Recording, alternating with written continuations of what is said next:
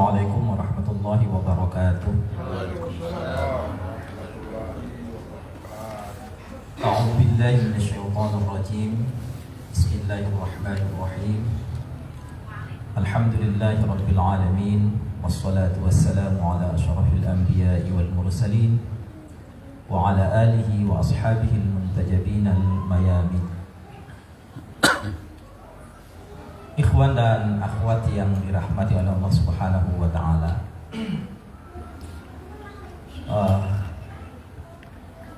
Sepertinya sudah cukup ya.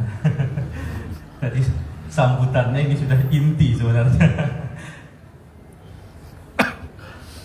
Tapi tidak apa-apa, karena memang Ustaz Jandiki sudah tahu bahwa ceramah saya itu tidak bakalan panjang-panjang. Jadi dari awal memang sudah settingannya nanti 15 menit terakhir untuk kita sampaikan sedikit tentang Al-Imam Ali alaihi salam kepada ikhwan dan akhwat semua. Boleh 2 jam Ustaz. Hah? 2 jam. Tidak ada bahannya 2 jam. Lapar dulu. Lapar dulu.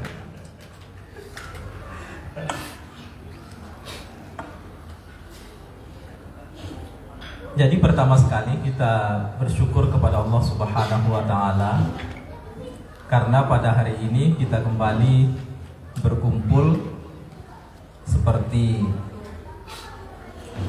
tahun-tahun sebelumnya, momen-momen sebelumnya ketika ada wiladah misalnya, ada syahadah atau kesempatan-kesempatan apapun itu, yang jelas bahwa perkumpulan kita ini adalah dalam rangka kecintaan kita kepada Nabi Muhammad SAW dan Ahlul Baitnya.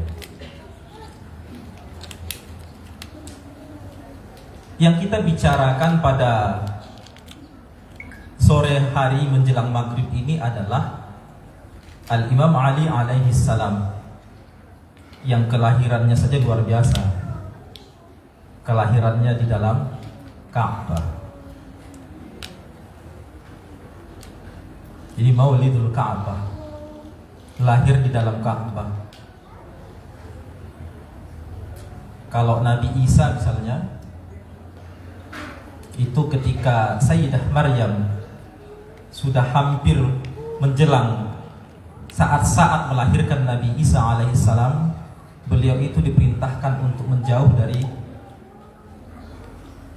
mana? Baitul Maqdis ataupun tempat suci di saat itu ya. Kemudian Sayyidah Maryam berhenti di bawah pokok kurma, di mana kemudian Nabiullah Isa alaihissalam lahir di sana. Nabi agung. Kita tidak mengatakan Nabi Isa tidak agung. Nabi Isa alaihissalam itu adalah salah satu nabi ulul azmi. Itu nabi-nabi yang punya keagungan, yang punya syariat tersendiri untuk kaumnya.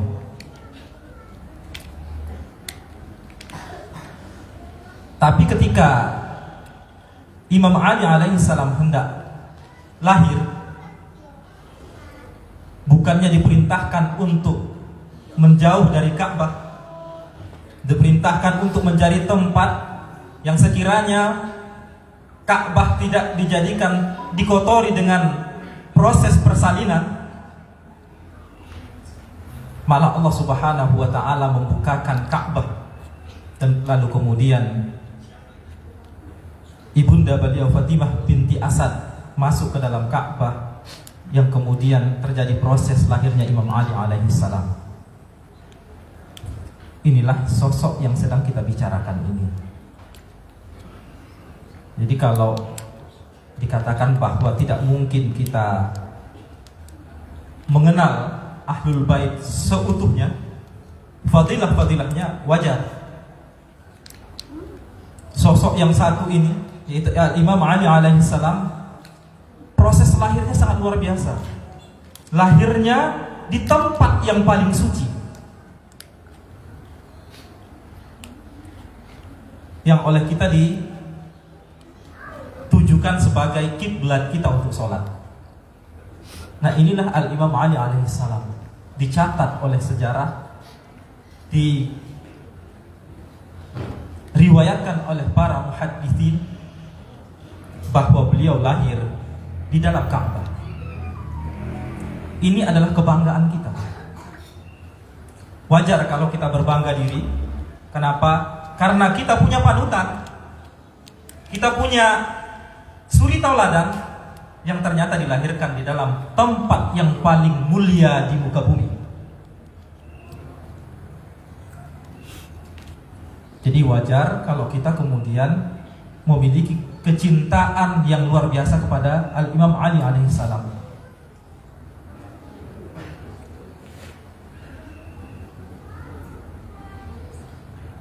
Ini bercerita tentang keagungan-keagungan beliau. Jadi mulainya saja sudah luar biasa. Lahirnya di dalam Ka'bah. Proses perjalanan hidup beliau juga seperti itu kalau kita lihat. Ditebas di mihrab.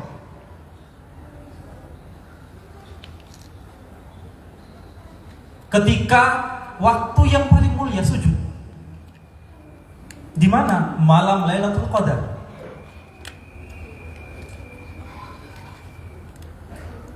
Jadi sosok ini adalah sosok yang menghimpun segala keagungan yang ada. Jadi lahiriahnya ini saja sudah menggambarkan betapa agungnya sosok ini.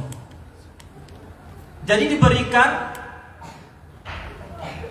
karakteristik lahiriah yang menyebabkan tidak ada alasan lagi untuk tidak memuliakan sosok ini. Jadi menghilangkan segala alasan-alasan yang dimiliki oleh siapapun untuk tidak mencintai sosok ini. Maka akan sangat aneh sekali ada orang yang membenci sosok yang sedang kita bicarakan pada hari ini. Kenapa? Karena kelahirannya begitu agung, kesyahidannya begitu agung, meninggalkan dunia ini juga begitu agung. Ini adalah Al-Imam Ali alaihi salam. Ini kalau kita ceritakan fadail-fadailnya mungkin butuh berhari-hari, bertahun-tahun. Itu pun tidak akan menyelesaikan semua keutamaan yang dimiliki oleh Al-Imam Ali alaihi salam. Dan keagungan beliau ini semuanya luar biasa. Makanya tidak heran kalau kemudian ada di kalangan sahabat yang kemudian ghibthah kalau dalam bahasa akhlaknya itu ya. Jadi ghibthah itu ingin sesuatu yang dimiliki orang lain tanpa harus hilang nikmat yang ada pada diri orang lain tersebut. Jadi ada hasud kan atau hasad, dengki. Itu kalau dengki kita menginginkan apa yang ada pada diri orang lain sekaligus yang dimiliki orang lain itu hilang. Itu namanya hasud, dengki. Tapi ini tidak, ghibthah. Jadi menginginkan apa yang dimiliki oleh Imam Ali, salah seorang sahabat besar, khalifah, salah seorang khalifah kaum muslimin, yaitu khalifah yang kedua, Umar bin Al-Khattab. Di dalam sebuah riwayat dikatakan bahwa, ya kita bacakan riwayatnya seperti apa, karena banyak tadi kita katakan bahwa keagungan Imam Ali, di mana kemudian khalifah kedua yaitu Umar bin Al-Khattab mengatakan, kalau salah satu dari yang ini saja saya miliki, maka saya akan lebih memilih itu daripada humral na'am. Humral na'am itu apa? Onta berwarna merah. Kalau di saat itu tunggangan paling mahal, tunggangan orang-orang elit. Kalau sekarang apa saya nggak tahu karena saya bukan orang elit, jadi nggak tahu apa ini. Tunggangan paling elit untuk saat ini. Lambo. Apa paling elit? Sepatu kalau kita paling elit. Jadi merek, kita bayangkanlah merek mobil paling elit saat ini. Nah, khalifah kedua mengatakan, seandainya saya memiliki satu dari keagungan yang dimiliki oleh Ali alaihissalam, maka saya siap menukarnya dengan humrun na'am. Bahkan lebih, katanya, saya lebih memilih kemuliaan tadi daripada humrun na'am itu. Nah, disebutkanlah apa yang dimiliki oleh Al-Imam Ali alaihissalam. Jadi di dalam riwayat ini disebutkan, ini maaf, pengaruh umur, mata sudah mulai kabur. Ya. Dikatakan an Abi Hurairah, yang meriwayatkannya juga Abi Hurairah. Kemudian qala Umar bin Al-Khattab, laqad u'tiya Ali bin Abi Thalib. Sungguh telah diberikan kepada Ali bin Abi Thalib khisalan, beberapa hal. La an akuna fi khislatin minha ahabbu ilayya min humarin na'am. Yang seandainya jika aku memiliki satu bagian saja dari bagian-bagian yang diberikan kepada Imam Ali tadi, maka itu akan lebih aku cintai daripada unta berwarna merah. Qalu, orang-orang di sekitar Umar bin Khattab mengatakan, wa ma hiya ya Amirul Mukminin. Apa itu yang dimiliki oleh Ali bin Abi Thalib yang kau sebutkan itu rela kau tukar dengan unta yang berwarna merah? Lalu beliau berkata, qol tazawwaja Fatimah binti Rasulillah. Itu yang pertama. Ali bin Abi Thalib itu menikah dengan putrinya Nabi, wanita paling mulia di muka bumi. Ini luar biasa memang Sayyidina Ali alaihi salam. Punya istri wanita termulia di muka bumi. Punya anak-anak pemuda penghulu ahli surga termulia. Punya mertua juga paling mulia, manusia paling mulia. Jadi ini salah satu yang yang kemudian dirasa bahwa jika salah satu bagian-bagian ataupun fadilah-fadilah yang dimiliki oleh Imam Ali tadi diberikan kepada Umar bin Khattab, maka dia akan rela menukarnya dengan humurun na'am tadi. Atau kalau sekarang berarti tunggangan paling mewah saat inilah, yang saya tidak tahu apa namanya. Itu yang pertama yang dimiliki oleh Imam Ali alaihi salam. Kemudian yang kedua, wasuknahul masjid ma'a Rasulillah sallallahu alaihi wa alihi wasallam yahillu lahu fih ma yahillu li Rasulillah. Yang kedua adalah Imam Ali itu pintu rumahnya dibiarkan terbuka menuju masjid. Kemudian dihalalkan kepada Al-Imam Ali apa yang dihalalkan kepada Rasulullah sallallahu alaihi wa alihi wasallam. Ini ada satu peristiwa di mana Nabiullah Muhammad sallallahu alaihi wa alihi wasallam diperintahkan untuk menutup semua pintu-pintu rumah sahabat yang menuju masjid.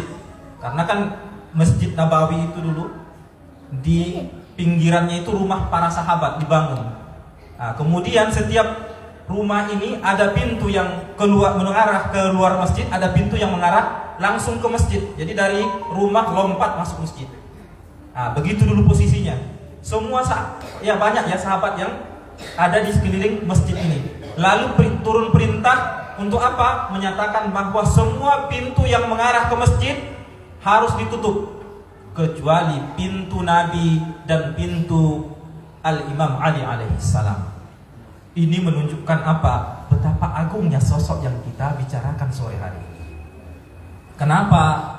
Karena sudah diketahui oleh Allah Subhanahu wa taala, diketahui oleh Nabi sallallahu alaihi wa alihi wasallam bahwa Al-Imam Ali masuk masjid tahu aturan.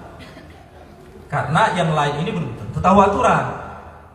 Tahu aturannya seperti apa? Tidak boleh asal masuk masjid, kan? Ada aturan masuk masjid. Misalnya yang junub tidak boleh masuk masjid, tidak boleh berdiam di masjid, kan? Ya. Atau misalnya najis, tidak boleh menajisi masjid. Nah, jadi Al-Imam Ali alaihi salam dan keluarga suci Nabi tentunya dibiarkan pintunya tetap terbuka sebagaimana pintu Nabi Muhammad sallallahu alaihi wasallam terbuka menuju masjid. Ini adalah keagungan kedua yang diinginkan oleh khalifah kedua. Yang ketiga apa? Yang ketiga, warrayah yaumal Khaybar. Ada hadis rayah, bendera perang pada hari Khaybar. Ini juga ada kisahnya. Saya menganggap bahwa kita semua sudah mengetahui kisah itu, di mana pada perang Khaybar beberapa sahabat diutus untuk menaklukkan benteng yang dimiliki oleh Yahudi waktu itu. Kemudian satu persatu balik, mundur. Nah, ada yang sanggup menaklukkan benteng Khaybar. Perintah Nabi, padahal harusnya perintah harus walaupun mati harus ditaklukkan. Akhirnya apa? Nabi mengatakan di dalam melalui sebuah sabdanya, wallahi, kata Nabi, ini sumpah ya, artinya sungguh-sungguh. Jadi pasti, tidak bisa tidak seperti itu. Wallahi la u'tiyanna rayah ghadan, besok saya akan berikan bendera itu. Rajulan karrar, seorang laki-laki yang hanya tahu menyerang. Ghayra firar, dan tidak pernah mundur. Jadi apa kata Nabi? Saya akan memberikan bendera ini besok kepada seorang laki-laki, di mana dia selama saya perintahkan tidak pernah mundur. Begitu menyerang habis, tidak ada kata mundur. Yaftahullahu ala yadaihi, Allah akan menaklukkan benteng itu dengan tangannya. Yuhibbullah, dia mencintai Allah. Ini yang penting kan? Yuhibbullah, Allah mencintainya. Bukan dia mencintai Allah ya. Yuhibbullah, Imam laki sosok ini mencintai Allah. Kemudian wa rasulahu, dan rasulnya, wa yuhibbuhullahu wa rasuluh, dan Allah dan rasulnya juga mencintainya. Jadi sosok besok bendera yang akan saya serahkan ini adalah sosok yang mencintai Allah, dan Allah juga mencintainya. Sosok yang mencintai Rasul, Rasul juga mencintainya. Cinta timbal balik. Kalau Allah dan Rasul sudah mencintainya, sudah selesai. Pembahasan cinta dari Ustaz Candiki tadi sudah mewakili untuk membahas masalah cinta, sudah tamat. Jadi apa? Inilah sosoknya, yaitu apa? Laki-laki taunya menyerang, tidak pernah mundur, mencintai Allah, dicintai Allah dan Rasulnya juga. Dan ternyata bendera ini diserahkan kepada Al-Imam Ali alaihi salam. Dan dalam sejarah Imam Ali menaklukkan benteng Khaybar. Dan sejarah juga mencatat pernyataan Nabi ini benar. Tidak ada satu peperangan pun di dalam sejarah yang tidak dimenangkan Imam Ali. Silahkan dibaca sejarah. Jadi tidak perlu banyak bukti untuk mengatakan siapakah yang asadullah, siapakah yang paling pemberani di dalam sejarah Islam. Silahkan baca sejarah, buka mata kita, akan terbukti dengan sendirinya bahwa sosok yang paling berani di dalam sejarah Islam adalah Al-Imam Ali alaihi salam. Apa? Karrar ghaira farrar, yang menyerang tidak pernah mundur. Hanya katanya kalau Imam Ali itu berperang tidak menggunakan kuda atau jarang menggunakan kuda. Dia lebih suka perang sebagai prajurit pejalan kaki. Kenapa? Karena kata beliau, saya akan tetap berdiri di tempat saya apapun yang terjadi. Saya tidak perlu mengejar orang yang lari dari peperangan, dan saya tidak akan pernah mundur apapun yang terjadi. Jadi Imam Ali lebih memilih apa? Sebagai prajurit yang berjalan kaki. Ini adalah keberanian Imam Ali, tidak perlu kita pertanyakan lagi. Sejarah sudah mencatat bahwa Imam Ali tidak pernah kalah dalam peperangan, tidak pernah gentar siapapun musuhnya. Ini 3 bagian, 3 karakter ataupun 3 poin yang dimiliki oleh Al-Imam Ali alaihissalam yang seandainya diberikan kepada Umar bin Khattab, maka dia akan lebih memilih salah satu, bukan semua loh, salah satu dari bagian ini digantikan dengan humrun na'am, onta berwarna merah. Ini baru 3. Berapa banyak lagi keutamaan yang dimiliki oleh Al-Imam Ali alaihissalam. Banyak sekali keistimewaan, keagungan yang dimiliki oleh Al-Imam Ali alaihissalam yang kita bicarakan saat ini.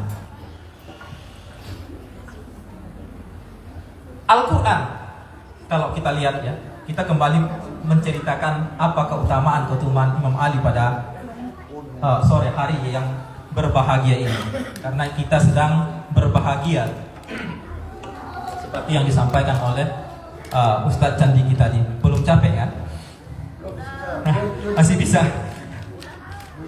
Masih bisa. Ya. Kita yang nggak bisa 2 jam lagi. Apa ganti yang? Kita lanjutkan sambil menikmati hidangan yang masih tersisa. Kalau masih ada tehnya kita minum, ada kopinya kita minum, ada hidangannya silakan kita nikmati. Ya, kita lanjutkan sambil cerita-cerita santai. Ada banyak ayat Al-Quran yang menceritakan keagungan Al-Imam Ali alaihissalam. Jadi bukan hanya riwayat, bukan hanya nanti dikatakan itu kan hanya tulisan ataupun catatan-catatan yang ditulis oleh orang Syiah, orang yang mengaku mencintai Al-Imam Ali alaihissalam. Toh ternyata tidak ada itu keutamaan yang dimiliki oleh Al-Imam Ali alaihissalam. Sama kayak seperti apa? Seperti kelahiran di dalam Ka'bah. Ada yang mengingkarinya dan dengan mengatakan kan Al-Imam Ali waktu lahir di dalam Ka'bah itu kan patung-patung masih bersiliweran di sana sini. Apa mulianya Ka'bah? Toh di saat itu Ka'bah itulah pusat penyembahan berhala. Ada orang yang menyanggah keutamaan ini dengan mengatakan apa? Pada saat Imam Ali lahir dalam Ka'bah itu, Ka'bah sedang menjadi pusat penyembahan berhala. Tidak ada mulianya Ka'bah. Mulia di mananya? Di sana kan patung, Hubal, segala macam di sana tempatnya. Nah, disitulah beliau lahir. Udah, mulianya di mana mulianya?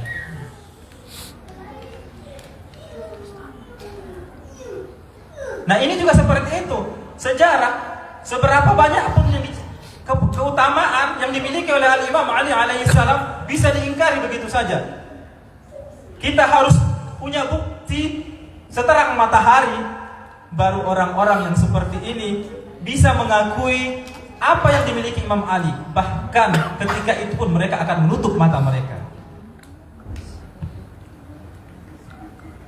Ini kalau orang yang sudah mengambil posisi dari awal. Ini tidak kita katakan untuk semua orang. Mereka yang sudah memiliki rasa kebencian kepada Ahlul Bait tentunya. Mereka yang tidak punya rasa kebencian, bisa saja mereka tidak meyakini seperti apa yang kita yakini, karena mereka memang belum paham. Mereka belum tahu, belum tersampaikan apa yang sebenarnya. Tapi ada juga golongan yang memang ketika melihat bukti seterang matahari pun mereka tetap menutup matanya. Ikhwan dan akhwat yang dimuliakan oleh Allah Subhanahu wa taala. Jadi yang disampaikan apa tadi, bahwa lahir di dalam Ka'bah, pada saat itu Ka'bah kan masih tempat penyembahan berhala. Mereka lupa bahwa Ka'bah ini mulia. Mau ditempatkan apapun di sana itu tidak berpengaruh kepada Ka'bah. Ka'bah ini adalah bangunannya Nabi Adam alaihissalam. Kemudian diperbaharui oleh Nabi Allah siapa? Nabiullah Ibrahim. Kemudian dilanjutkan oleh anak cucunya sampai kepada Nabi Muhammad sallallahu alaihi wasallam. Ini adalah tempat tawafnya para nabi dan rasul. Bukan hanya nabi-nabi dari Bani Ismail, tapi juga dari Bani apa? Israel. Jadi para nabi juga ke sana. Jadi jangan dianggap bahwa Ka'bah ini hanya milik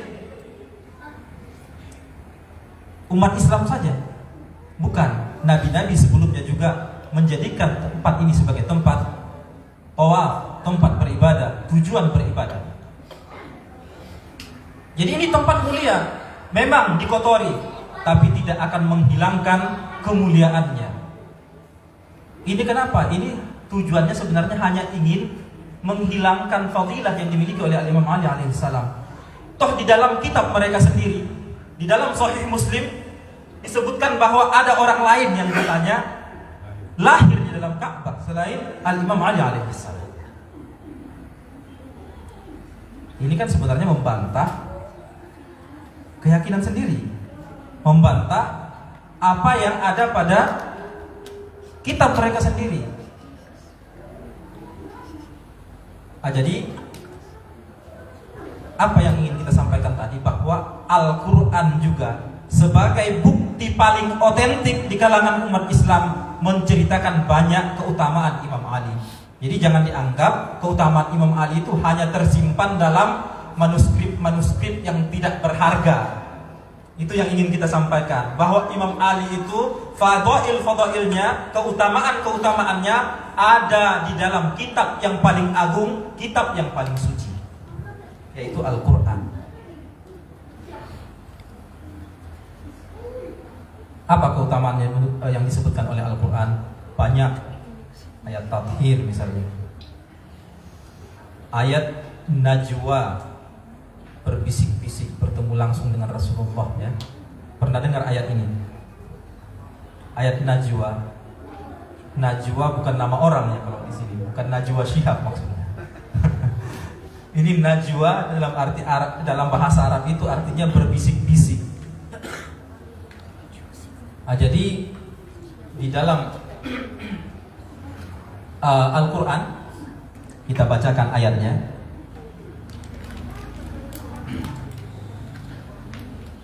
A'udzu billahi minasyaitonir rajim. Ya ayyuhalladzina amanu idza najaitumur rasula faqaddimu baina yaday najwakum shadaqah. Wahai orang-orang yang beriman, apabila kalian ingin melakukan pertemuan khusus dengan Nabi, hanya berbicara dua orang, berbisik-bisik bicaranya biar orang lain tidak mendengar. Pertemuan khusus. Jadi kalau ingin melakukan pertemuan khusus dengan Nabi, apa kata ayat ini? Faqaddimu baina yaday najwakum shadaqah. Sebelumnya kalian harus sedekah dulu. Kenapa? Karena ini kasus, ada kasusnya ini. Jadi para sahabat, terutama orang-orang kaya, para pembesar, merasa punya apa? Punya kedudukan khusus dengan Nabi. Ingin diutamakan, ingin dianggap lebih dekat dengan Nabi. Makanya setiap saat selalu datang menemui Nabi. Dan tidak dibolehkan orang lain.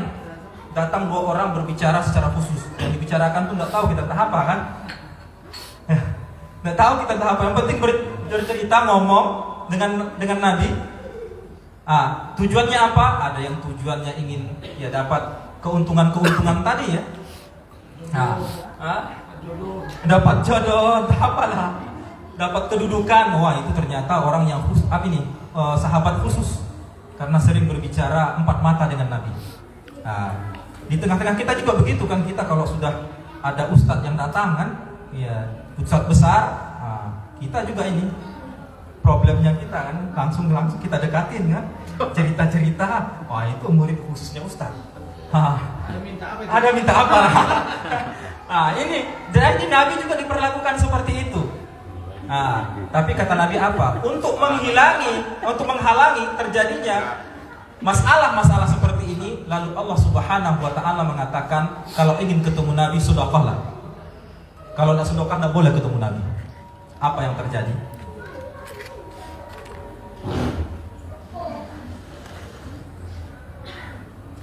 Dzalika khairul lakum wa athhar fa in lam yajidu fa innallaha ghafurur rahim. Jadi kalau orang miskin tidak punya uang tidak masalah. Jadi orang yang tidak punya, silahkan bertemu dengan Nabi, bicara 4 mata. Kalau memang harus 4 mata, tidak ada masalah. Tapi yang punya harus sedekah. Kemudian ayat mengatakan, "A'asfaqtum an tuqaddimu baina yaday najwakum shadaqah." Apakah kalian merasa takut miskin kalau ketika hendak berbicara khusus dengan Nabi maka harus memberikan sedekah? Ternyata tidak ada yang datang. Satu orang pun tak ada yang datang kecuali Imam Ali alaihi salam. Imam Ali justru memanfaatkan momentum yang ada. Imam Ali setiap hari, setiap saat datang menemui Nabi dan memanfaatkan momen ini. Bersedekah datang temui Nabi. Hanya Imam Ali yang mengamalkan ayat ini sepanjang sejarah. Silahkan baca tafsir manapun. Dia mengatakan bahwa apa? Hanya Imam Ali yang mengamalkan ayat ini. Kita pun tak sempat mengamalkan ayat ini. Ini saking luar biasanya Imam Ali. Kita pun tak dikasih kesempatan untuk mengamalkan ayat ini. Hanya Imam Ali lah yang mengamalkan ayat ini. Karena setelah itu dinasakh. A'asfaqtum ini adalah ayat yang menasakh ayat tadi. Kemudian mengatakan, ya sudahlah, tahulah kalian tidak terlalu peduli dengan apa yang disampaikan oleh Nabi. Yang kalian perlukan, yang kalian inginkan hanyalah apa? Kedudukan, dianggap dekat dengan Nabi, kebutuhan-kebutuhan material yang ada. Hanya itu saja. Kalau sudah cerita sedekah, yang disedekahi juga bukan Nabi, kan bersedekah kepada fakir miskin. Allah juga menginginkan agar masyarakat yang fakir dan miskin ini terbantu. Orang kayanya juga terbantu. Terbantu kenapa ya? Karena di akhir ayat tadi dikatakan, "Dzalikum khairul lakum wa athhar." Khair lebih baik, athhar lebih suci juga. Kenapa? Khairnya ya membantu fakir miskin. Atharnya seperti apa? Hati orang kaya itu hilang rasa cintanya terhadap harta. Jadi dia mudah mengeluarkan hartanya, tidak terlalu cinta dengan harta yang dimiliki. Hati orang miskin juga terobati. Jangan sampai ada di dalam hati kaum fakir miskin bahwa Nabi ini adalah nabinya orang kaya. Yang bisa ngomong langsung dengan Nabi, yang bisa cerita-cerita dengan Nabi hanya orang kaya saja. Orang kaya ini punya kedudukan khusus. Jadi agama ini adalah agama orang-orang kaya. Tidak. Jadi hati kaum muslimin bersih dengan proses ini kalau dijalankan sebenarnya. Tapi ternyata tidak ada yang mengamalkannya kecuali Al-Imam Ali alaihissalam. Inilah sosok yang sedang kita bicarakan. Al-Imam Ali alaihissalam. Dengan ayat Najwa tadi kita bisa membuktikan, kita bisa menunjukkan bahwa Al-Imam Ali alaihissalam adalah manusia yang sangat agung. Ikhwan dan akhwat yang dimuliakan oleh Allah Subhanahu wa taala. Masih lanjut? Masih.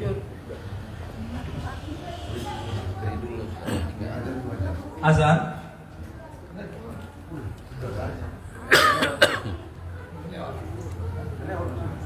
Ya. Kita ini kan satu ayat lagi ya. Yang terakhir, setelah ini kita akan tutup cerita-cerita kita pada sore hari ini. Ayat yang ketiga, ayat yang kedua. Ayat yang kedua yang juga menceritakan tentang keutamaan Al-Imam Ali alaihissalam adalah ayat yang disebutkan dengan ayat Syura. Ayat Syura. Apa itu ayat Syura? Ayat yang artinya Syura itu adalah menjual. Jadi keutamaan Imam Ali alaihissalam ditunjukkan dengan adanya ayat Syura ini. Apa itu ayat Syura? Ayat 207 surah Al-Baqarah. Wa minan nasi may yashri nafsahu ibtigha'a mardatillah wallahu raufum bil ibad. Ayat ini menyatakan sebagian manusia ada yang menjual dirinya, tapi tujuannya apa? Mardatillah, ridho, keridhaan Allah Subhanahu wa taala. Karena memang di dalam ayat Al-Quran itu juga kita saksikan bahwa terjadi jual beli antara hamba dengan Allah Subhanahu wa ta'ala. Allah sebagai pembeli, kita sebagai penjual. Maka kita harus menjual barang yang paling baik, sehingga Allah mau membelinya. Nah, ternyata Imam Ali alaihissalam adalah salah satu penjual yang paling beruntung. Kenapa? Karena barang yang ditawarkan oleh Al-Imam Ali alaihissalam adalah barang terbaik. Apa barang terbaik yang ditawarkan oleh Al-Imam Ali alaihissalam? Jadi pada malam hijrahnya Nabi, Al-Imam Ali alaihissalam berbaring di tempat tidurnya Nabi, rela dikorbankan. Ini bukan sepele, ini rela dikorbankan, ini mati. Mati nih. Kalau ada pilihan lain masih mending ini tidak. Jadi orang sudah mengintai sekeliling rumah, ini yang ada di atas tempat tidur bakalan dicincang, ditombak. Pembunuhnya juga tidak tahu kita siapa. Jadi ceritanya ini bakalan seperti membunuh kucing dalam karung. Dibunuh tuk tuk tuk tuk tuk tuk, tuk selesai buang. Besoknya terjadi tersebar berita ada orang meninggal. Siapa yang bunuh? Tidak tahu kita siapa yang bunuh. Yang jelas sudah mati dalam parit. Nah, ceritanya seperti ini. Kenapa? Karena rumah Nabi sudah dikelilingi oleh kaum Quraisy. Lalu ditawarkan oleh Nabi, maukah engkau wahai Ali tidur di tempat pembaringanku, saya hijrah ke Madinah? Lalu Imam Ali mengatakan apa? Siap. Nah, ini cinta tingkat tinggi seperti yang disampaikan oleh Al-Ustaz tadi. Ini bukan cinta kelas kita, ini memang ini bukan cinta kelasnya kita. Nah, seperti yang di kisah Asyura juga kan, yang menjaga lagi sholat dipanah, dia siap mengorbankan dadanya, mati asalkan Al-Imam Husain selamat ketika sholat. Kalau kita kabur, saya kalau tahu ikhwan dan yang lainnya, kalau saya kabur tidak sanggup, iman saya belum sampai ke sana. Kalau ikhwan dan akhwat sampai imannya ke sana, akan tetap berdiri di sana. Imam Ali tentu lebih dari itu lagi. Imam Ali tetap berbaring di sana, selamat. Tapi anehnya, sejarah mencatat manusia yang paling berjasa itu justru orang lain. Ini yang luar biasa. Jadi yang dicatat dalam sejarah yang mulia dalam proses ini adalah orang lain. Betapa apa kita bilang sejarah ini ya. Jadi ada orang yang mengorbankan dirinya. Coba tanyakanlah semua orang yang berakal di bumi ini, mana yang lebih mulia? Orang yang rela untuk menyelamatkan orang lain, diam di tempat Nabi, dan ada orang lain yang menemani Nabi, yang ini akan bakalan selamat, sementara di sana akan dicincang sampai mati. Ya, inilah sosok yang sedang kita bicarakan ini. Wa minan nasi may yashri nafsahu ibtigha'a mardatillah. Al-Imam Ali alaihi salam, kisah hidupnya juga luar biasa. Jadi kalau kita katakan lahirnya luar biasa, wafatnya luar biasa, kisah hidupnya juga luar biasa. Seperti sedekah tadi, satu ayat dalam Al-Quran hanya Imam Ali yang amalkan, kan luar biasa itu. Ini juga kisah ini sangat luar biasa. Nah, inilah Al-Imam Ali alaihissalam. Dan kita berbangga diri, kita menjadi orang yang mencintai orang yang seperti ini. Bukan duplikat manusia suci, tapi benar-benar manusia sucinya. Karena tidak sedikit yang mengagungkan, menjadikan panutan orang-orang yang dijadikan duplikat dari manusia-manusia suci ini. Dan kita perlu harus bersyukur kepada Allah Subhanahu wa taala diberikan cinta ini kepada kita, dan cinta kita bukan kepada duplikat-duplikat manusia suci ini. Ikhwan dan akhwat yang dimuliakan oleh Allah Subhanahu wa taala, untuk sore hari ini kita cukupkan sampai sekian. Semoga bermanfaat untuk kita semua. Wabillahi taufiq wal hidayah. Wassalamualaikum warahmatullahi wabarakatuh.